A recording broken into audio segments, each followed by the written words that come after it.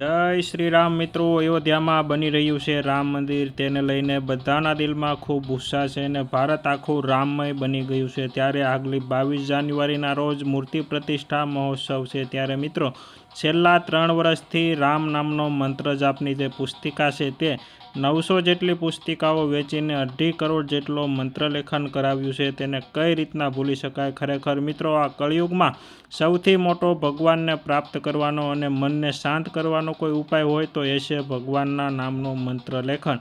ત્યારે શંકરનગર સોસાયટીમાં આવેલું પારસ હેરહાલ્ટ કે જેના માલિક પ્રફુલભાઈ વાઢેર અને અમે તેની સાથે મળીને આ એક નવી ઝુંબેશ છેલ્લા 3 વર્ષથી ચલાવી રહ્યા છીએ કે જેમાં બાળકો, યુવાનો, વડીલો બધાને વિનામૂલ્યે હનુમાન ચાલીસા કે જે તેની સાથે રાખી શકે અને ગમે ત્યારે વાંચી શકે.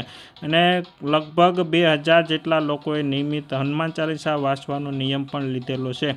આ સાથે જ તમે જોઈ શકો છો જે મંત્રલેખન એટલે કે રામ નામનું મંત્રલેખન લખવાની બુક જે આ ચોપડી છે તે પણ બાળકો, વડીલો, યુવાનો અને માતા બહેનોને વિનામૂલ્યે આપવામાં આવે છે અને સાથે લાલ કલરની પેન પણ આપવામાં આવે છે. બુક લખાઈ ગયા પછી ફરીથી જમા કરાવે તો પરત પાછી તેને નવી બુક આપવામાં આવે છે.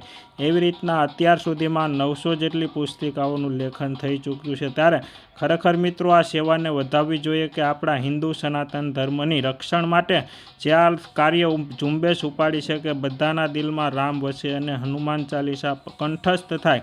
તે હેતુથી ખરેખર મિત્રો, અત્યારે સનાતન ધર્મ એટલે કે તે જ હિન્દુ છે જે ધર્મ અને દેશ માટે કંઈક કરે, તેને ઉપયોગ થાય તેવી પ્રવૃત્તિ કરે. ત્યારે મિત્રો, ગમે ત્યારે તમારે પણ જો રામ મંત્ર લેખનની બુક અને પેન જોઈતી હોય તો શંકરનગર સોસાયટીમાં આવેલું પારસ હેર પાર્લરમાં તમે આવીને ગમે ત્યારે લઈ જઈ શકો છો. આ સાથે જ પ્રફુલભાઈ વાઢેર પ્રેમાલ જીવદયા ગ્રુપમાં પણ જોડાયેલા છે કે જેમાં અબોલા, મૂંગા પશુ પક્ષીઓની સારવાર તેઓ કરાવી રહ્યા છે. અને આગામી ઉત્તરાયણ પર્વ નિમિત્તે પણ તેની દુકાન આગળ પણ એક સ્ટોર હશે અને ગાયત્રીમાં પણ એક પશુઓ માટેનું દવાખાનું, હોસ્પિટલ પણ ઊભી કરવામાં આવી છે. ખરેખર પ્રફુલભાઈના કાર્યને ખૂબ વધારવા લાયક છે. તો આપણે તેમના આ કાર્યમાં સહભાગી થઈએ. આપણા ઘરે આવતા કોઈ નાના મોટા પ્રસંગમાં અથવા જન્મદિવસ નિમિત્તે તમે અહીંયા કાંઈ પણ આપી શકો છો જેના દ્વારા તમે મંત્રલેખનની બુકો તેમજ પશુ પક્ષીઓ માટે શણ આવી રીતના કોઈ પણ પુણ્યનું કાર્ય કરી શકો છો. મિત્રો, તો આ વિડીયોને લાઇક કરી વધુમાં વધુ લોકો સુધી શેર કરજો.